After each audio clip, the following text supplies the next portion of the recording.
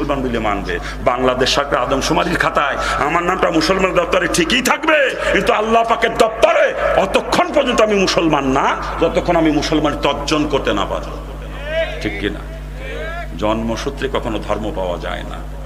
জন্মসূত্রে তো ধর্ম যদি পাওয়া যাইতো, নূহ আলাইহিস সালামের বেটা কেনান মুসলমান হইতো, আর আজরের বেটা ইব্রাহিম আলাইহিস সালাম মূর্তি পূজক হইতো। এই কথা বলেন না কেন? জোরে বলেন। জন্মসূত্রে ধর্ম পাওয়া যায় না, ধর্ম নিজেকে অর্জন করতে হয়। কথা ঠিক না? যদি মুসলমানের ঘরে জন্ম নিয়েই মুসলমান হওয়া যায় না। আবার গরু খাই জন্মের খাওয়া, এই কারণে আমি মুসলমান হয়ে গেছি, তাও না। গরু খাইলে যদি মুসলমান হওয়া যাইতো, শকুনে তো সব থেকে বড় মুসলমান।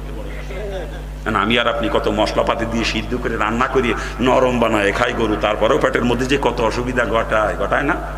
কারো অ্যালার্জির সাথে, কারোবার প্রেশারে ধাক্কা মারে, কারোবার গ্যাস বাড়ে, কারোর আমসাতে, কারোর কষা হয় নাকি কান, হ্যাঁ?